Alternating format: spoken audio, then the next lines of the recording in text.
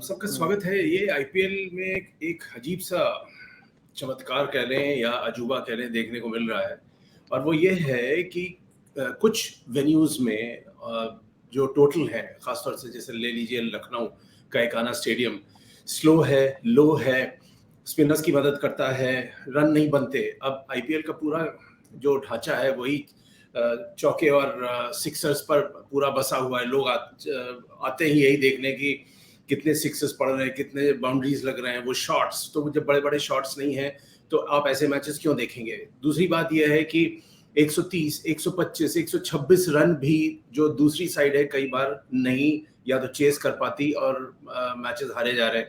मेरे साथ मेरे दोस्त सीएस लूथरा मौजूद हैं। सीएस, आपका बहुत बड़ा वेलकम है इस शो पे। तो यही से कहानी शुरू की जाए कि आपको क्या लगता है, जैसे आज खास तौर से लखनऊ का मिसाल ले लें। It's low, there are hardly any runs being made. What is the point? I think आपको ये भी देखना पड़ेगा कि प्लेयर्स किस तरह से आ रहे हैं। प्लेयर्स अभी जो सीजन था जिस तरह से खेल करके आ रहे हैं, ज्यादातर लॉन्गर फॉर्मेट खेल करके आ रहे हैं, तो ऑब्वियसली थोड़ा सा स्विच ऑफ होने में और स्विच ऑन T20 खेलने में होता है, वो भी एक डिफरेंस आता है प्लेयर्स में। और दूसरा, विकेट्स का आपने बिल्कुल ठीक बोला। एकाना का पिच काफी स्लो है, काफी लो है। मतलब कि इनफैक्ट मुझे एकाना से better pitch suddenly Firozshah Kotla का लगना शुरू हो गया। आज तक हमने जितना भी देखा फिरोजशाह कोटला का काफी लो और स्लो होता है, लेकिन विद द यंग क्रिएटर जो यहाँ पर है फिरोजशाह कोटला, अब विकेट काफी अच्छी, उस पर थोड़ा सा ग्रास रखते हैं, विकेट अच्छा कैरी करती है।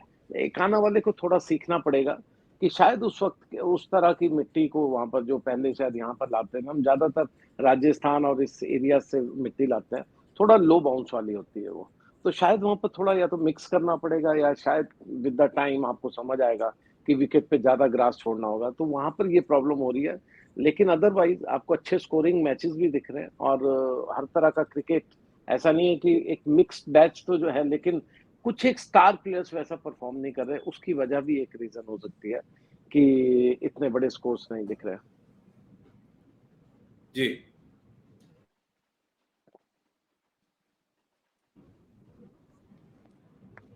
जी, बोलिए सीएस। जी हाँ, तो मैं वही कह रहा था कि कुछ एक स्टार प्लेयर्स भी हमारे जिस तरह के, जो कहते हैं कि उतनी फॉर्म में नहीं चल रहे। MS धोनी काफी नीचे बैटिंग में आ रहे हैं। उसका एक रीजन भी ये बताया जा रहा है कि धोनी की वो फिटनेस, ऑब्वियसली अब वो इंटरनेशनल नहीं खेलते, ज्यादा इधर उधर व्यस्त भी रहते हैं अपने कामों में, तो एक उतना फिटनेस लेवल नहीं है, उनको रन लेने में दिक्कत हो रही है। उनकी जो हर तरह की एक बॉडी का जो एक रिदम होता है वो उतना अच्छा नहीं है, तो वो काफी लो आ रहे हैं। वो अगर आप देखें तो ज्यादातर शॉट्स खेलने में ज्यादा विश्वास रख रहे हैं, बजाय इसके कि वो फास्ट सिंगल्स या सिंगल्स को डबल्स में कन्वर्ट करें। वो एक रीजन है। खुद जी कप्तान अगर हार्दिक पांड्या की भी बात करें, अगर सीएस, जो मैं लास्ट हार्दिक वीक पे के, वापस आऊंगा, लेकिन अभी जी हम लोग लौटते हैं अपना जो मेन शो के थीम पे, और वो है कि जो it is all about the lowest scoring teams of IPL 2023. So I have 5 of them lined up.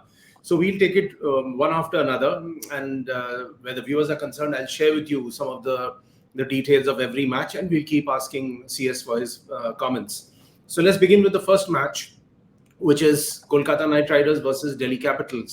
Now, the match was played in Delhi, in which DC scored 128 runs, losing 6 wickets while batting first, and in which Kolkata got all out on 127 runs only. And Jason Roy scored 43 runs on 39, and Russell scored 38 of 31 balls. So it shows that a total of 128 in Delhi CS could not be chased down.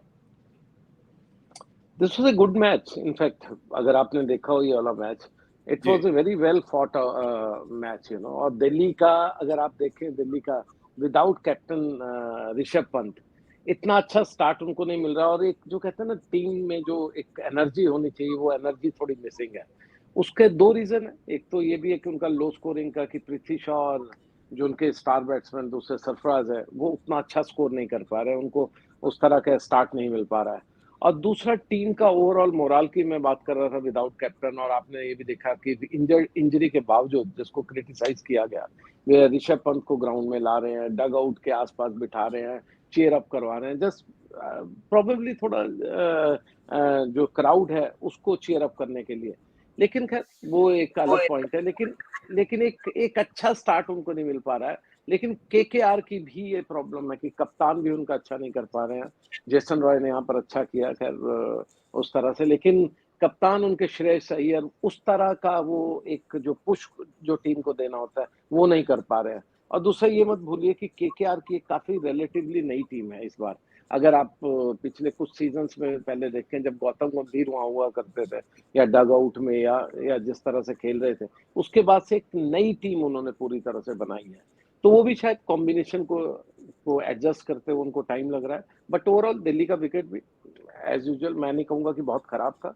Ekana का wicket को मैं उससे ज्यादा खराब मानता हूँ, लेकिन दिल्ली का विकेट एक अच्छा कैरी दिखा रहा है। हाँ, थोड़ा सा शुरू में जो मैं लेट मैच में मुझे अभी नहीं दिखा कि बहुत रुक करके बॉल आ रही, शुरू में थोड़ा रुक करके बॉल बाउंस, थोड़ा सा स्पॉन्जी बाउंस था, उसको एडजस्ट करने में थोड़ा मुश्किल हो रही थी। But overall I think it's a good wicket. It was only because most of the batsmen were not adjusting to that kind of carry or that kind of bounce. Okay, the match number 2 was held between Lucknow Super Giants and Gujarat Titans. और ये match Ekana stadium Lucknow में खेला गया, जिसके बारे में हम लोग आपको पहले ही बता चुके हैं कि लो एंड स्लो है और probably one of the worst pitches in this season. तो इसमें ये हुआ कि गुजरात स्कोर्ड 135 रन, 135 रन बनाए 6 विकेट खो के। और जब लखनऊ सुपर जायंट्स चेस करने गया तो वो केवल 128 रन बनाया उन्होंने और 7 विकेट उन्होंने खोए और वो हार गए। आपको याद होगा कि जो डेथ ओवर्स शमी और मोहित शर्मा ने फेंका था, जबरदस्त फेंका था। ये भी कहा गया, जैसे हम लोग पहले भी डिस्कस कर चुके कि केएल राहुल का जो टेम्पो है, रिदम, वो इस आईपीएल सीजन में बैठा ही नहीं। रन अ बॉल, उसके बाद कमेंट्री बॉक्स से क्रिटिसिज्म कई लोगों का था कि ये सबसे बड़ी प्रॉब्लम है खुद ही एलएसजी की। लेकिन अभी जो हम लोग को खबर मिली है कि उनको थाई इंजरी हो गई है, हैमस्ट्रिंग इंजरी हो गई है और शायद वो इस आईपीएल सीजन में न खेलें। तो सीएस, मेरा आपसे सीधा ये पहला एक प्रश्न ये रहेगा कि इस फॉर्मेट में जो सेटल अगर आपके ओपनर्स ना हो और आपको अगर ढंग का स्टार्ट नहीं मिल रहा है फॉर 1 2 3 पे, तो आपको दिक्कत आएगी। एब्सोल्युटली।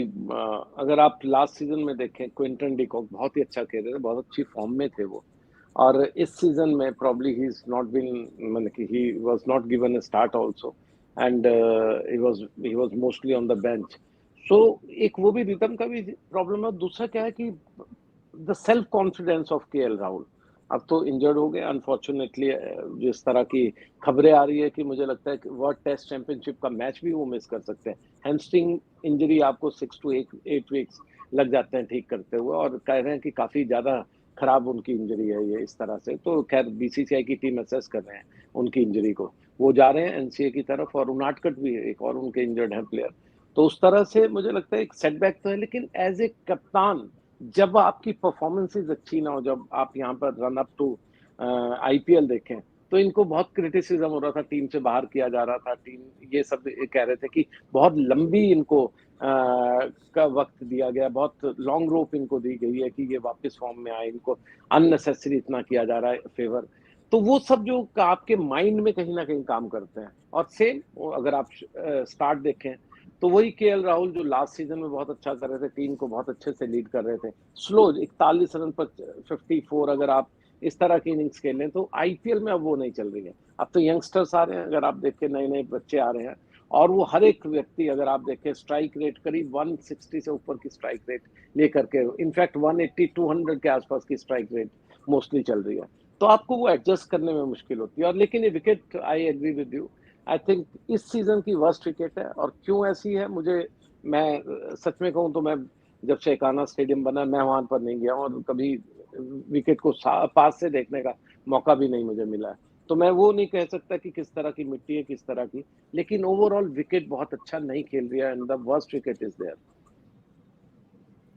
जी बिल्कुल। और जैसे आपने कहा कि केएल राहुल को और दिक्कत इसलिए भी आएगी कि यंगर प्लेयर्स आ गए हैं, फियरलेस बैटिंग करते हैं।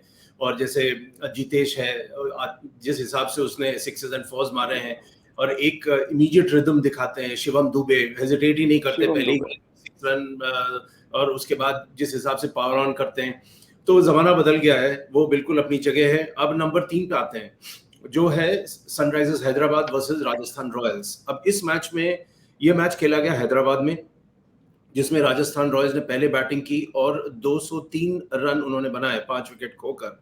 संजू सैमसन ने 55 रन बनाए, जॉर्ज बटलर ने 54 रन बनाए, लेकिन सनराइजर्स हैदराबाद केवल 131 रन बना के आउट हो गया। तो ये जब चेस होता है सीएस, इसमें कई बार देखा गया है कि इसमें कुछ क्रिटिसिज्म्स ये होती हैं, खासतौर से एक्सपर्ट्स की तरफ से, that some of the batters lack cricketing intelligence. You still have some time to settle in, play in partnerships, play in pairs. This is still not an individual slam bang game that someone will win you the match all the time. But if you have to rate the teams this season, I think the Hyderabad is probably the lowest ranked team in the IPL. So that's also one of the reasons. You don't have to forget that if you are chasing more than 200 runs and this kind of score on a wicket which was very supporting wicket, in fact, ball was coming up to the bat, and players had to adjust to the bounce, not to the ball is keeping low or you have to probably push down more. But overall, it was a very beautiful wicket, I would say. And look at Sanju Samson. I just pity, on these selectors, who have not been selecting him. It's been a complete heartbreak for Sanju Samson, certainly, but also for the fans that this kind of player has been benched for so long. And he has been, obviously knocking at the doors for last 5 or 6 years. And that's been a tragedy of Indian cricket. I don't know what selectors do and all, but horses for the courses. There is always this saying in cricket. And when you have so much of cricket, and especially IPL, back to back, IPL and T20s, around the world, then why don't you, select a particular team suited to this format? And Sanju Samson probably is your number one, along with, if you have to select two wicketkeeper batsmen, I think Ishan Kishan and Sanju Samson, they should be rotated.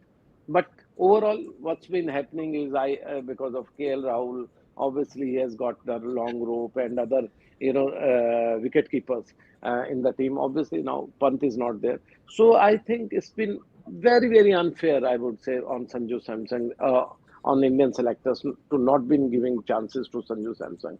But the beauty of the game, I would say, and the way I think he has been leading his team. That's also been an example. कि आप despite the pressure, despite आप अपनी frustration, because I would call it as frustration.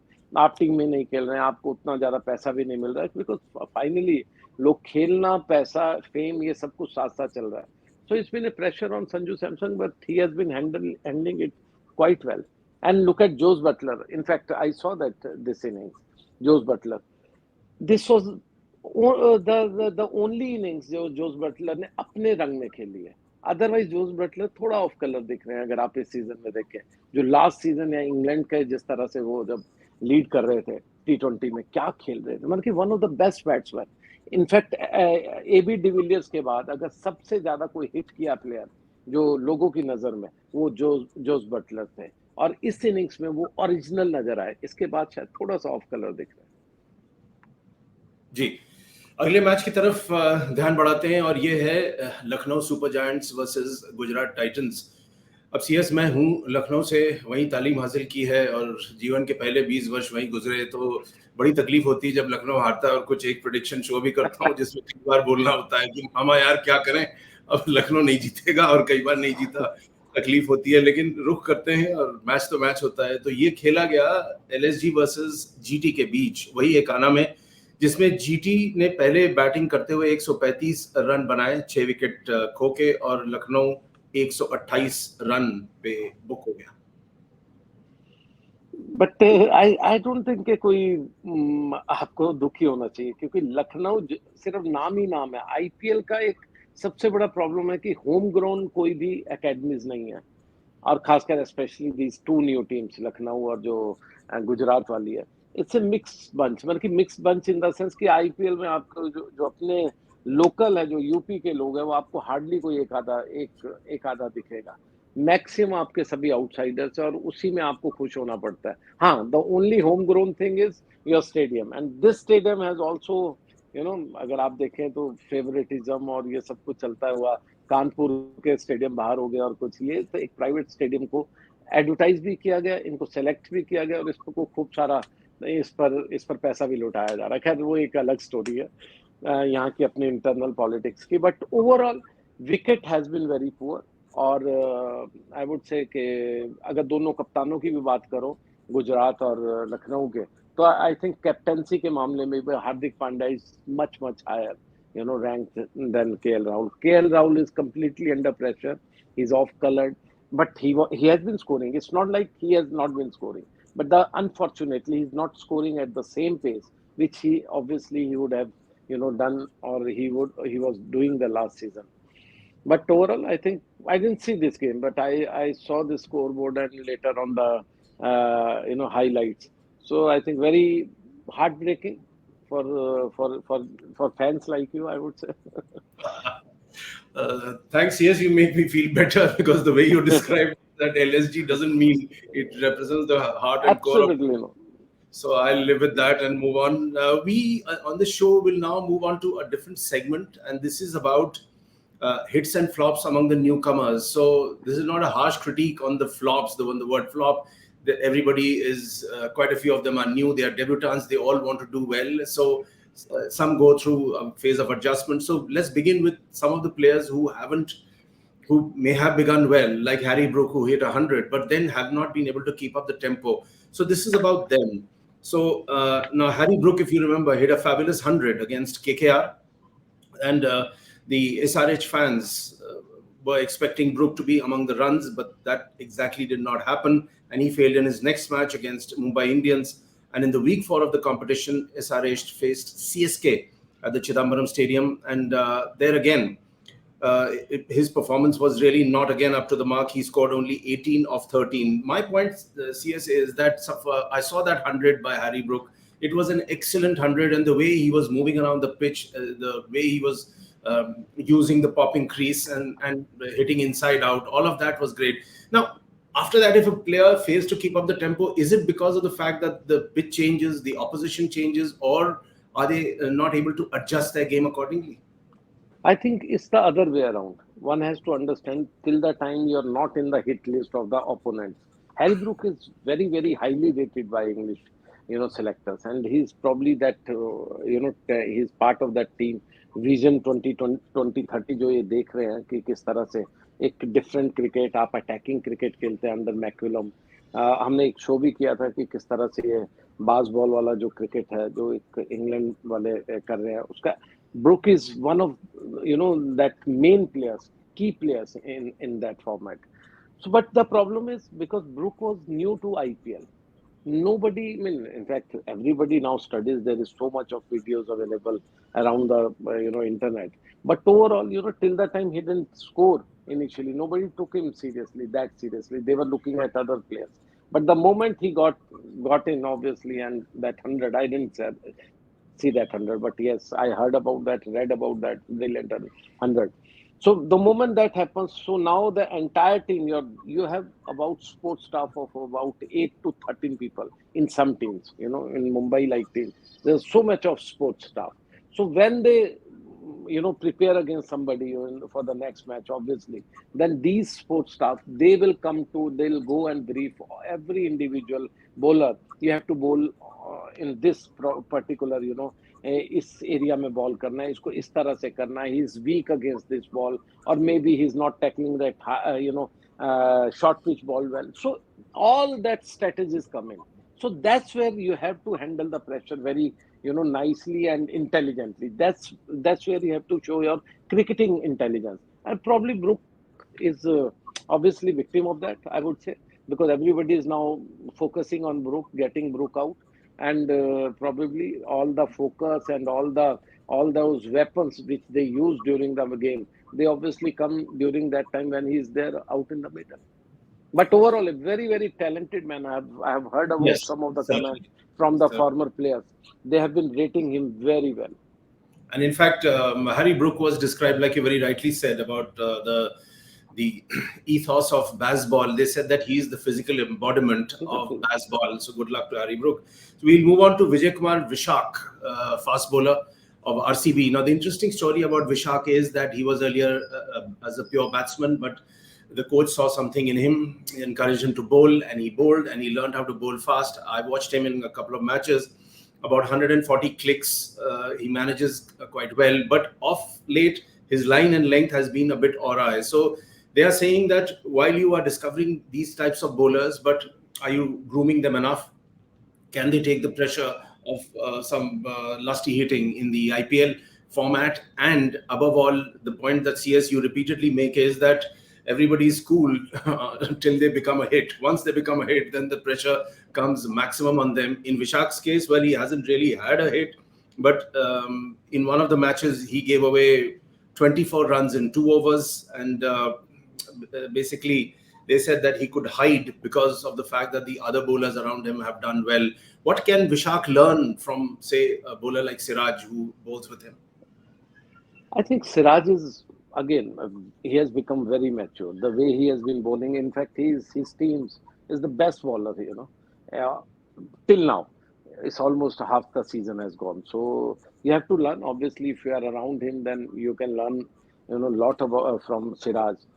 But about Vishak, I can only say that, it's very harsh on a youngster, like, when you are being selected as a batsman, then suddenly coaches change, some coach changes you from batsman to bowler. It's not that easy. And you have to also keep it in mind that IPL is not about bowlers. Bowlers की तो एक कब्रगाह है. अगर आप T20 में किसी को bowler बना रहे, दैट मीन आपकी उससे दुश्मनी है. ठीक है, but that's a separate issue कि सचिन तेंदुलकर का बेटा भी अब तो आईपीएल खेल रहा है और एज ए बॉलर खेल रहा है. एंड खैर कमेंट्स छोड़िए उस पर, लेकिन ओवर मतलब कि वो एक अलग चीज है कि उनका बेटे ने चूज किया, but otherwise it's a batsman game. अब विशाख के लिए तो मैं कहूंगा कि you have to learn quickly if you have to survive, क्योंकि ये बहुत नामुराद फॉर्मेट है, नॉट गेम. गेम को मैं नहीं कहूंगा, ये नामुराद फॉर्मेट है. आपका कोच ही जिसने आपको बैट्समैन से बॉलर बनाया, वो एक सीजन भी नहीं लगाएगा आपको चेंज करने में. अब प्रोबेबली 3-4 बैड गेम्स हैं, you are out on the bench, और उसके बाद वो आपको टीम में भी अगले सीजन में नहीं उठाएगा. तो यू हैव टू बी. मैंने थोड़ा सा देखा जितना विशाख का, is action is not very smooth. जितना मुझे लगा कि थोड़ा सा जो कहते हैं ना, एक हिचक रहती है आपकी डिलीवरी से पहले, एक हिचक है. और वो जो एक सेकंड, आप स्प्लिट सेकंड जो आप थोड़ा सा स्लो रहते हैं बॉल करने से पहले, शायद वहां पर आपको थोड़ा ज्यादा मोमेंटम देना चाहिए, ज्यादा रिदम में आना चाहिए. So probably, but that's also because Arup, that most of these bowlers are now mixing slow balls. Like out of 6 balls, 3 to 4 are the slower balls now. तो ये जितने भी नए बच्चे आ रहे हैं, अच्छा सिराज, मोहम्मद शमी, ये तो स्मार्ट बॉलर्स हैं. Mohammed Shami is a very smart bowler, in fact one of the most intelligent bowlers.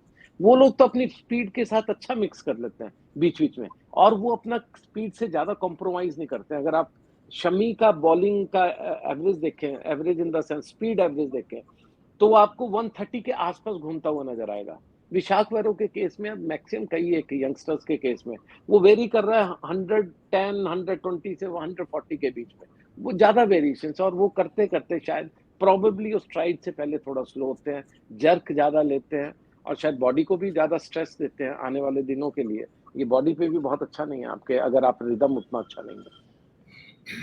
बिल्कुल सही आपने कहा. और विशाख ने एक अपना आखिरी स्पेल जो केकेआर के खिलाफ किया था, और केकेआर से उनकी टीम हार गई. उन्होंने 41 रन दिए थे 4 ओवर के स्पेल में, यानी 10 रन के ऊपर वो गए थे.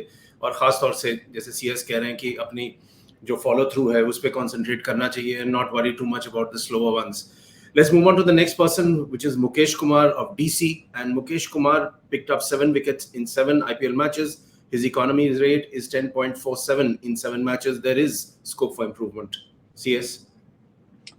मुकेश अगेन डोमेस्टिक में काफी इनका नाम सुना, अच्छा भी कर रहे थे. इनके बारे में जिस तरह से भी स्काउटिंग के, ये भी एक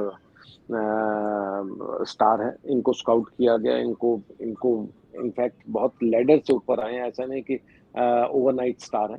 बट मैं तो यही कहूंगा कि थोड़ा वक्त लगेगा, और शायद जिस प्रेशर से ये लोग गुजरते हैं, you have to understand that. ये कितने भी आप टैलेंटेड हो, लेकिन इस प्रेशर से, अगर आप इस प्रेशर में बड़े बन गए, तो आप ऋषभ पंत और विराट कोहली और उस तरह के प्लेयर बनते हैं जो आप वर्ल्ड क्लास हो. लेकिन it takes time, little bit of time, and probably the best way to handle these players are to rotate them quickly. आपको एक मैच 2 खिला रहे हैं, एक में रेस्ट कर रहे हैं, थोड़ा सा वो प्रेशर को ऑफ लेना भी, वापस लेना भी शायद ज्यादा बेटर होता है. हिट्स पे मैं आता हूँ, और चूंकि बहुत ज्यादा वक्त नहीं है हमारे पास इस शो पे, तो मैं सारे नाम गिनवा देता हूँ और उसके बाद एक ओवरऑल व्यू पॉइंट ले लेंगे। तो हिट्स में काइल मायर्स, वेस्ट इंडीज के, बढ़िया इन्होंने शुरुआती दौर में बैटिंग की है और अग्रेसिव ओपनिंग बैट्समैन है। फिर कैमरन ग्रीन मुंबई इंडियंस के लिए खेलते हैं, 243 रन इन्होंने बनाया है 8 मैचेस में विद 2 हाफ सेंचुरीज। सिकंदर रजा हैं, इन्होंने भी, ये स्टार जिम्बाब्वे के ऑलराउंडर हैं और पिछले वर्ल्ड कप में इन्होंने अपनी टीम के लिए काफी कमाल दिखाया था। और he has also made a quick fire 57 runs in 41 balls and 13 against CSK and helped his team to win that match, which is creditable. Dhruv Jorel of Rajasthan Royals has been shining quite a bit. And now the interesting part here, CS, is that besides Josh Little, who is a pacer from Ireland, I have two names. One we have discussed in the past, which is Suyash Sharma of KKR, जो भजनपुरा का लड़का है, 19 साल का। अभी भी कहते हैं मिस्ट्री स्पिनर, पर मुझे इतनी मिस्ट्री तो नजर नहीं आई क्योंकि अब वो थोड़े पिटने लगे हैं। लेकिन ये दो बॉलर्स के बारे में बात किया जाए, एक नूर अहमद जो अफगानिस्तान के रिस्ट स्पिनर हैं और बहुत राशिद खान के साथ इन टैंडम बॉलिंग करते हैं, और सुयाश, इन पे आप क्या कहना चाहेंगे? तो सुयाश, आई एग्री, जैसे हमने शुरू में भी उनको देखा था जिस तरह से, वो is not a mystery spinner, absolutely not. उनका कोई ऐसी वेरिएशन बहुत कमाल की नहीं है जिसको आप कहो कि आने वाले दिनों के बहुत बड़े स्पिनर। इज जस्ट जो एक नॉर्मल स्पिनर्स आते हैं उस तरह के, and little bit I would say थोड़ा बहुत साइड से बॉल कर रहे हैं, बहुत मतलब बहुत स्कोप है इम्प्रूवमेंट का। इनफैक्ट मैं नहीं कहूंगा कि अभी वो कहीं पर पीक के आसपास भी अपने देखते हैं, जितना मैं उनको देखा है अभी बहुत स्कोप है। अगर उन पर कोच और सपोर्ट स्टाफ अगर काम करें तो बॉल थोड़ा जितना आम ऊपर से आएगा, ज्यादा उतना ज्यादा रोटेट बॉल को कर पाएंगे, उतना ज्यादा स्पिन दे पाएंगे। बट एनीवे आईपीएल में वो सब मौका नहीं मिलेगा, वो सब कुछ डोमेस्टिक में इनको करना पड़ेगा। जो नूर की बात आप कर रहे हैं, तो मैं उसका एडवांटेज यही कहूंगा कि वो आप अफगानिस्तान से आप रशीद के साथ बॉल कर रहे हो, और रशीद के साथ बॉल करने का मतलब वही फायदा है जो शमी के साथ दूसरे बॉलर्स को फायदा होता है, या जो फॉर दैट मैटर कि जब शमी और मैं बॉलर का एकदम नाम भूल जाता हूँ जो हमारे इंजर्ड है बॉलर, गॉड, एनीवे, तो उनके साथ जब आप बॉल करते हो तो ऑब्वियसली आप एक डिफरेंट बॉलर दिखते हैं। तो मैं यही कहूंगा कि एक, लेकिन जो इस सीजन का अगर मैं आपको फाइंड करूं, नहीं सिर्फ सीजन की बात नहीं कर रहा मैं, लेकिन मैं जो ओवरऑल कह रहा हूं वो है कैमरन ग्रीन। आप ओवरऑल उनका एक साल का पूरा पैटर्न देखिए, किस तरह के प्लेयर वो उभर रहे हैं। वो एक उस क्लास में आ रहे हैं जो प्रोबेबली स्टीव वॉ का क्लास था। वो कद काठी वैसी नहीं है, लेकिन स्टीव वॉ का क्लास जिसमें बॉलिंग में भी आप बहुत ही यूजफुल हैं, आप एक अच्छी हाइट वाले हैं तो उसका ऑब्वियसली आपको फायदा हो रहा है। और batsman, what A stable head he is. आप इनकी अगेंस्ट बिग टीम से, जब चाहे इंडिया के अगेंस्ट हो, इंग्लैंड के अगेंस्ट हो, किसी भी टीम, और एशेज के सबसे बड़े जो जो जो पंटर्स कहते हैं कि सबसे ज्यादा पैसा किस पर लगेगा, वो कैमरन ग्रीन हो गए। और उनका जो परफॉर्मेंस है ये ठीक वैसा ही परफॉर्मेंस है जो आप पिछले दिनों में, अगर आप थोड़े 1-2 साल पहले जाते तो जिस तरह केएल राहुल उभर करके आ रहे थे, आज वो स्ट्रगल कर रहे हैं, आज वो दूसरी समस्याओं से घिरे हुए हैं। लेकिन बहुत ही स्टेबल हेड, क्रिकेटिंग माइंड, और प्रोबेबली मुझे इनमें एक नेक्स्ट कैप्टन ऑस्ट्रेलिया का दिखता है जो शायद इस जनरेशन, जो इनकी जो नई जनरेशन में ये सबसे ज्यादा लीडिंग प्लेयर है उसमें। एंड सिकंदर रजा की अगर आप बात करें, आई डिडंट इवन नो कि कोई जिम्बाब्वे से टीम पिक भी किया इन्होंने player. In fact when I saw him, हाँ पाकिस्तान के, पाकिस्तान बॉर्न है, बढ़िया खेलते हैं, पाकिस्तान बॉर्न है, बड़ा वहां पर गए और अच्छा खेल रहे हैं, लेकिन मुझे नहीं मालूम था कि जिम्बाब्वे का कोई है। When I actually saw him I was quite surprised. And in fact हम क्योंकि जिम्बाब्वे को बहुत फॉलो भी नहीं कर रहे हैं, क्रिकेट भी बहुत निमन स्तरीय वो खेल रहे हैं, टीम का ओवरऑल जो अगर आप स्टैंडर्ड हैं तो बहुत अच्छा नहीं, लेकिन उसमें ये he is a very bright man. और बैटिंग करने का जो जज्बा भी है, जिस तरह से बॉल करते हैं, बैटिंग करते हैं, फील्डिंग करते हैं, very athletic, energetic, I would say, energetic. Okay, CS, we'll leave it at that. And to wrap up, basically, the message that should go to the youngsters is the point that we've been making on this show is that when you make a debut, there is actually no pressure on you in the modern parlance in a T20 or an IPL game. You are there to enjoy yourself, as they keep saying, fearless batting, fearless bowling. But the moment you become somewhat of a hit, the pressure of the world is on your shoulders. You're worried, how will I maintain continuity? How will I go on? आगे मैं कैसे अपने game को बढ़ाऊंगा? All these things will come into your mind. You have to be aware of that. and keep changing your game, addressing it to the current opportunities, and hope for the best and utilize your coaching staff also. Like CS said, like if Noor is bowling in tandem with Rashid, he's learning from Rashid all the time. There's a brilliant mentor at the other end. So we'll leave it at that, CS, and we'll keep a close eye on the IPL. I know there is a lot more to discuss. So see you again soon. And to CS, thank you very much. Always a pleasure, Arup. Thank you.